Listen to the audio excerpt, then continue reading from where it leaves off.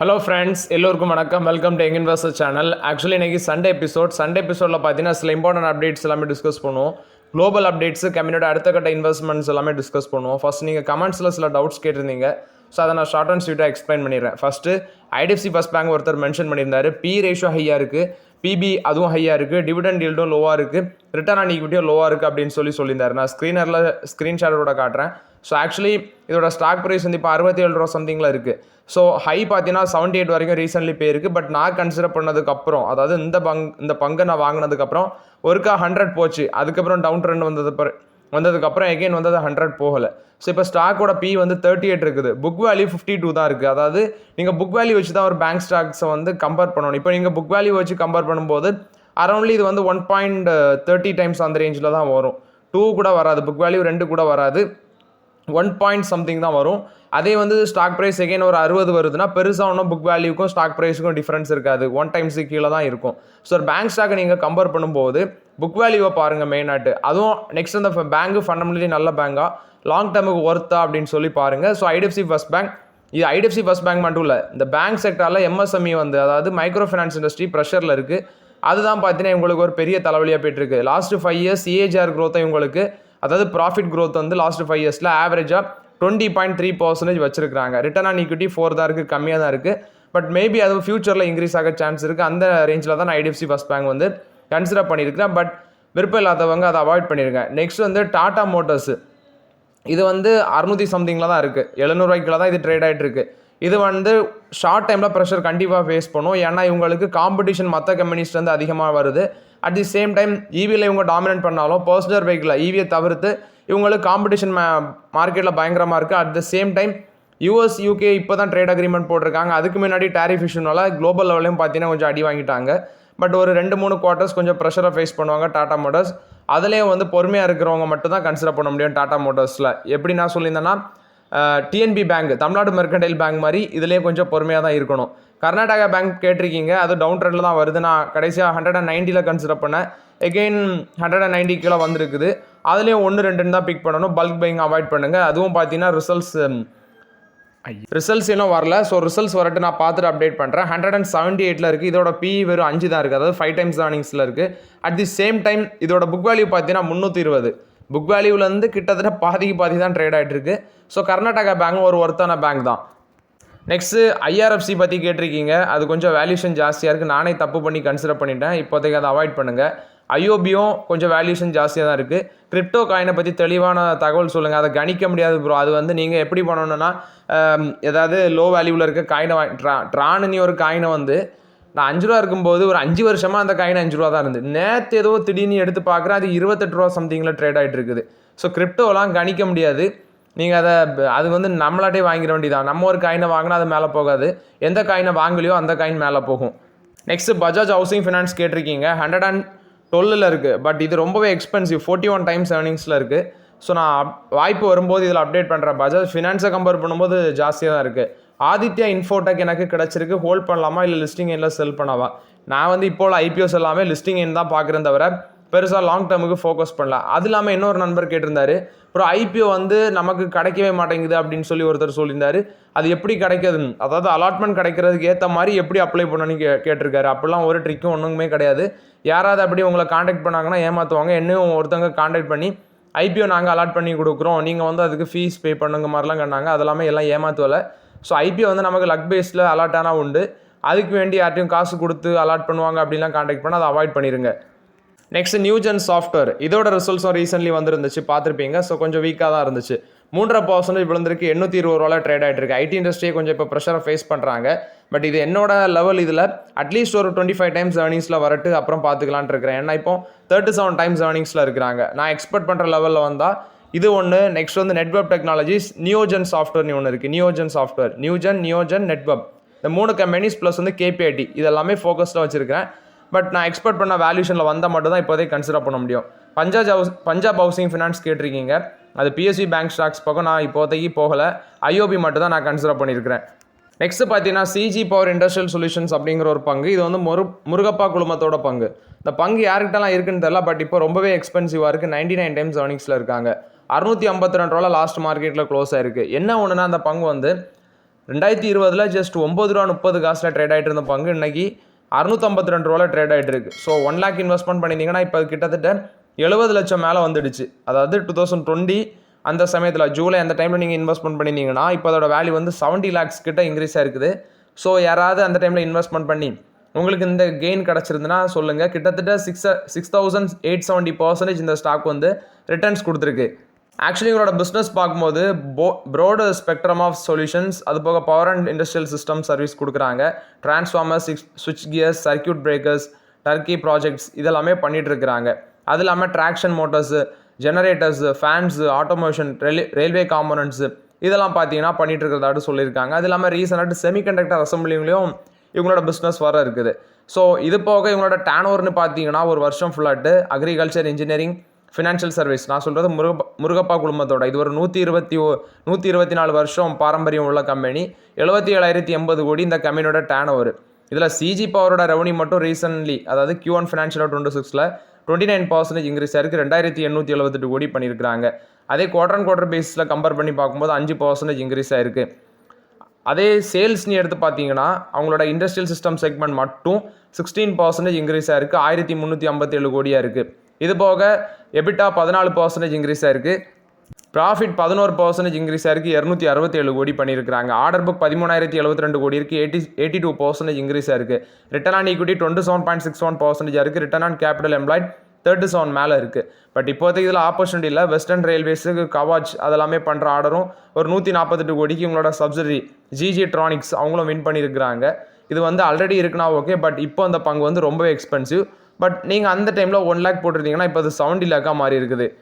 TVS motor கொடுத்த update, இவங்க electric 2 wheeler வந்து புதுசாக லான்ச் பண்ண இருக்கிறாங்க. அட் தி சேம் டைம் வந்து 3 வீலரும் நாங்கள் லான்ச் பண்ணோம். அதாவது 2025 எண்டுக்குள்ளே லான்ச் பண்ணி ஃபினான்ஷியல் 26ல் டெபியூட் ஆட்டு ஒரு 4 நியூ மாடல்ஸ் வந்து நாங்கள் மார்க்கெட்டில் லான்ச் பண்ணோம் அப்படின்னு சொல்லியிருக்கிறாங்க. இது வந்து டிவிஎஸ் மோட்டார் கொடுத்த அப்டேட்டு. அது இல்லாமல் அந்த டிவிஎஸ் மோட்டாரில் ஐக்யூபில் எலக்ட்ரிக் 2 வீலர் கொண்டு வந்தாங்க. ஸோ அந்த இது வந்து பார்த்தீங்கன்னா 70,000 ஐக்யூப்ஸ் கிட்ட விற்றுருக்குது. அந்த ஸ்கூட்டர் மட்டும் 70,000 விற்றுருக்கு. அப்படி 70,000 யூனிட்ஸ் விற்றுருக்குன்னு சொல்லியிருக்காங்க ஃபர்ஸ்ட் குவார்ட்டரில். அதாவது எலக்ட்ரிக் மட்டும் இல்லை, அந்த ஐக்யூப் அப்படிங்கிற பிராண்டில் ஓவராலாட்டு பார்த்தீங்கன்னா இவங்களோட சேல்ஸ் வந்து 6 லட்சம் யூனிட்ஸ் அப்படின்னு சொல்லியிருக்காங்க. ஐக்யூபோட ப்ரைஸ் ரேஞ்ச் வந்து 1.13 லேக்லேருந்து 1.17 லேக் அந்த ரேஞ்சில் இருக்குது. ஸோ இது டிவிஎஸ் மோட்டார் கொடுத்த அப்டேட்டு. அது இல்லாமல் டிவிஎஸ் மோட்டார் தான் பார்த்தீங்கன்னா ஜூலை சேல்ஸில், அதாவது எலக்ட்ரிக் 2 வீலர் சேல்ஸில் லீடிங்கில் இருக்கிறாங்க. ஜூலையில் 22,225 யூனிட்ஸ் விற்றுருக்காங்க. அதுக்கு அடுத்த பொசிஷனில் பஜாஜ் இருக்குது 19,650 யூனிட்ஸ். ஓலா வந்து 17,748 units. Ather 16,231 units. Hero 10,489 units. Greaves electric mobility 4,197 units விற்றுருக்காங்க. கைனடிக் கிரீன் எனர்ஜி 1,225 விற்றுருக்காங்க. அதர்ஸ் நீ கொஞ்சம் வந்து 6,202 யூனிட்ஸ் விற்றுருக்காங்க. இல்லை டிவிஎஸ் மோட்டாரோட market share, EV market share 21.61% இருக்குது. பஜாஜுக்கு 19.10%, ஓலாக்கு 17.35%. ஓலாவோட மார்க்கெட் ஷேரில் 50க்கு மேலே இருந்து இப்போ எங்கே வந்துட்டு பாருங்கள். ஏத்தரோடது 15.78% இருக்குது. ஹீரோவுக்கு 10.20% இருக்குது. கிரீவ்ஸுக்கு 4.08% இருக்குது. ஸோ இதில் ஓலாக்கும் ஏத்தருக்கும் பெருசான டிஃப்ரென்ஸ் இல்லை, அரௌண்ட் 1.5% தான் டிஃப்ரென்ஸ் இருக்குது. ஸோ ஹீரோக்கும் ஏத்தருக்கும் இருக்க டிஃப்ரென்ஸ் 5% இருக்குது. பட் ஹீரோ அதை கேப்சர் பண்ணிடுவாங்கன்னு தான் நான் ஃபீல் பண்ணுறேன். ஸோ இது வந்து இவி சேல்ஸோட market share updates. Mahindra and Mahindra கொடுத்த அப்டேட், இவங்க எம்ப்ளாயிஸு ப்ளஸ் வந்து ஃபேக்ட்ரி ஒர்க்கர்ஸுக்கு பார்த்தீங்கன்னா 1 டைம் ESOP கொடுக்குறாங்க. கிட்டத்தட்ட 12,000லேருந்து 14,000 எம்ப்ளாயிஸுக்கு இது கொடுக்குறாங்க அப்படின்னு சொல்லியிருக்காங்க. அதாவது இவங்களோட auto and farm sector plus வந்து ஆட்டோமொபைல், அவங்களோட மஹிந்திரா லாஸ்ட் மைல் மொபிலிட்டி இந்த செக்மெண்ட்டில் ஒர்க் பண்ணுற ஒரு 14,000 எம்ப்ளாயிஸுக்கு ESOP கொடுக்கறதாட்டு சொல்லியிருக்காங்க. இதுக்கு அவங்க கொடுத்துருக்கிறது அட்லீஸ்ட் 12 months அவங்களோட சர்வீஸில் இருக்கணும். அது மாதிரி சில ரூல்ஸ் எல்லாமே உண்டு. ஸோ அவங்களுக்கு தான் அந்த ரிவார்டை கொடுப்பாங்க. இது வந்து மஹிந்திரா அண்ட் மஹிந்திரா கொடுத்த அப்டேட்டு. டெஸ்லாவோட சேல்ஸ் பார்த்தீங்கன்னா எகைன் யூரோப்பில் வந்து விழுந்திருக்கு அப்படின்னு சொல்லியிருக்கிறாங்க. அவங்களோட மாடல் ஒய் அப்படிங்கிற காரில் வந்து கொஞ்சம் சேல்ஸ் இன்க்ரீஸ் ஆயிருக்கு. அதாவது டெஸ்லாவோட ஜூலை ரெஜிஸ்ட்ரேஷன் ஸ்வீடனில் வந்து 86% விழுந்திருக்கு. ஃப்ரான்ஸில் 27% விழுந்திருக்கு. நார்வேல 83% இன்க்ரீஸ் ஆயிருக்கு. ஸ்பெயினில் 27% இன்க்ரீஸ் ஆயிருக்கு. அதே மாடல் ஒய் சேல்ஸ் வந்து பார்த்தீங்கன்னா ஸ்வீடனில் 88% விழுந்திருக்கு. நார்வேல வந்து 4 மடங்கு இன்க்ரீஸ் ஆயிருக்கு அப்படின்னு சொல்லியிருக்கிறாங்க. பட் யூரோப்பில் வந்து ரெகுலேட்டரி இஷ்யூனால எங்களுக்கு கார் விற்கிறதுக்கு ரொம்பவே கஷ்டமாக இருக்குது அப்படின்னு சொல்லி டெஸ்லா தரப்பில் விளக்கம் கொடுத்துருக்காங்க.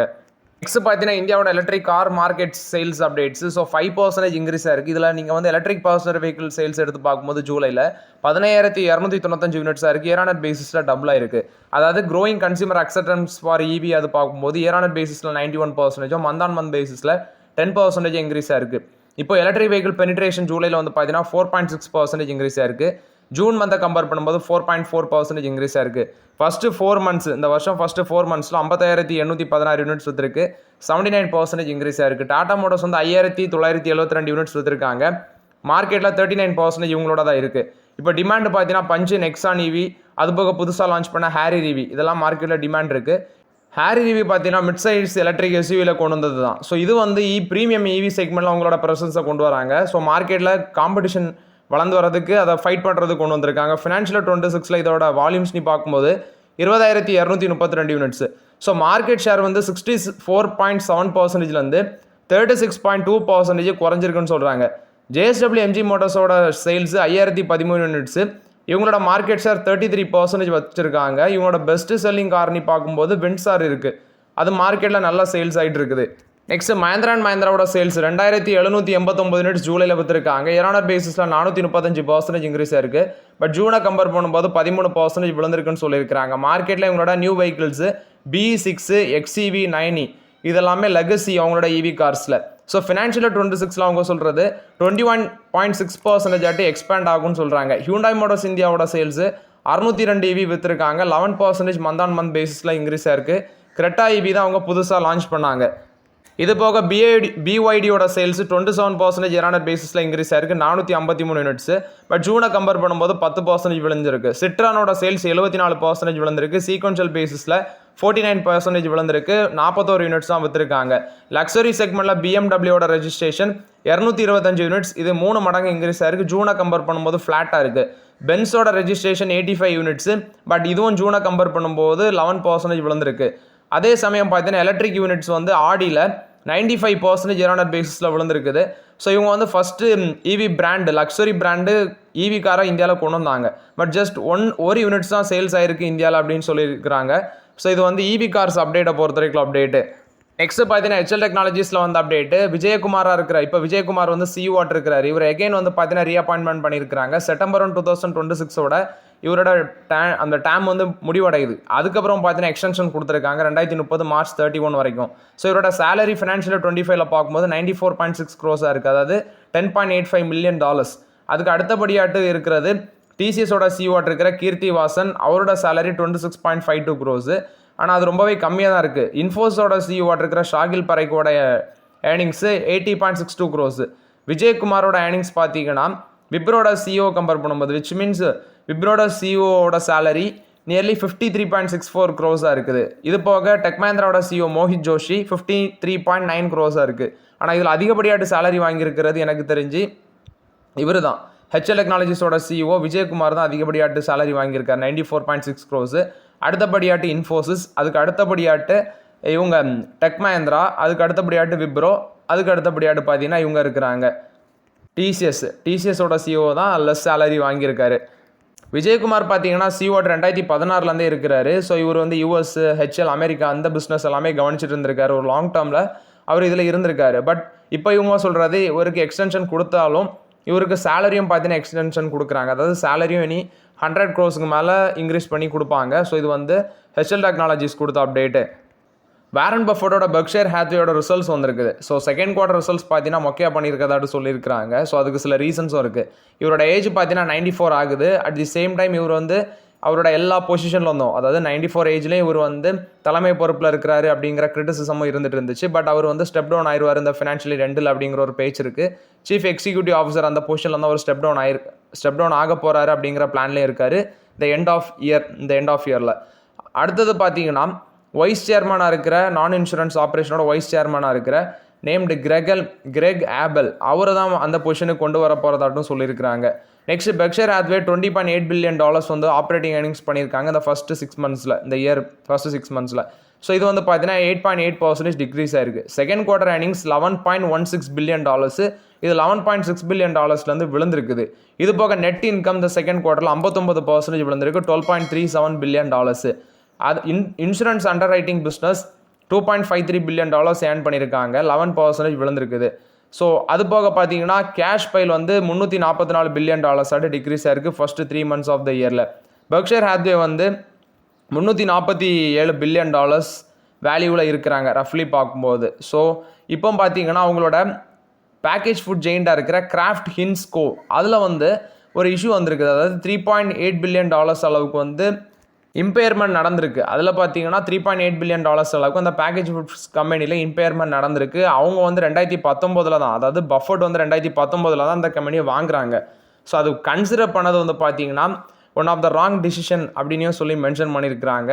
ஸோ அது வந்து இவங்களோட ரிசல்ட்ஸில் இம்பேக்ட் ஆகிருக்குது. ஸோ டேட் ஆஃப் ரெவன்யூன்னு பார்க்கும்போது கிளாத்திங் அண்ட் டாய் பிராண்ட்ஸில் அது வந்து 11.7% டிக்ளைன் ஆயிருக்கு. கராமில் 10.1% விழுந்திருக்கு.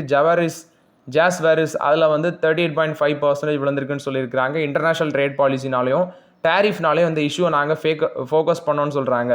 பிஎன்எஸ்எஃப் ரயில்வேஸ் ஏர்னிங்ஸ் வந்து பிஃபோர் டாக்ஸஸ் அது 11.5% இன்க்ரீஸ் ஆயிருக்கு. பிஹெச்யூவோட நெட் இன்கம் 18% விழுந்திருக்குன்னு சொல்லியிருக்கிறாங்க. லாஸ்ட் மார்க்கெட்டில் பெர்க்ஷையர் ஹாத்வேயோட ஷேர் ப்ரைஸும் ஒரு 5% கிட்ட விழுந்துருந்துச்சு.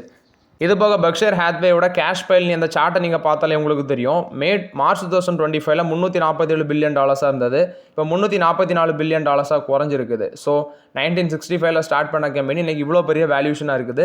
பட் பெர்க்ஷையர் ஹாத்வே வந்து இவர் வாரன் பஃபட்டோட காலத்துக்கு அப்புறம் யார் ரன் பண்ணுவாங்க அப்படிங்கிறத நம்ம பொறுத்து இருந்தால் பார்க்கணும். இது போக இந்த அடிக்கு காரணம், அதாவது இந்த ரிசல்ட்ஸ் இப்படி போனதுக்கு காரணம் வந்து பார்த்தீங்கன்னா நான் சொன்ன மாதிரி $3.7 பில்லியன் அளவுக்கு அந்த கிராஃப்ட் ஹின்ஸ் அப்படிங்கிற பிராண்டில் வந்து ஒரு ரைட் டவுன் நடந்திருக்கு. அது ஒரு இஷ்யூ. அடுத்தது இன்சூரன்ஸ் அண்டர் ரைட்டிங் ப்ரீமியமும் டிக்ளைன் ஆயிருக்கு. டேரிஃப் இது ரிலேட்டட் பாலிசி இஷ்யூனாலே உங்களுக்கு பெரிய ஸ்ட்ரகிள் ஆகிருக்குன்னு சொல்கிறாங்க. டெக்ஸ்டைல் கம்பெனியும் ஒன்று ஸ்ட்ரகிள் ஆகிட்டு இருக்குது. ஸோ இந்த மாதிரி ரீசன்ஸ்னால இந்த குவார்டர்லி ரிசல்ட்ஸ் மொக்கையாக இருக்குது அப்படின்னு சொல்லியிருக்காங்க. இது பெர்க்ஷையர் ஹாத்வே பொறுத்த வரைக்கும் update. So okay friends, actually இந்த சண்டே எபிசோடில் சில இம்பார்ட்டன்ட் அப்டேட்ஸ் எல்லாமே டிஸ்கஸ் பண்ண வீடியோ உங்களுக்கு பயனுள்ளதாக இருந்துச்சுன்னா லைக் பண்ணுங்கள், சப்ஸ்கிரைப் பண்ணுங்கள், கமெண்ட் பண்ணுங்கள். Okay friends, thank you.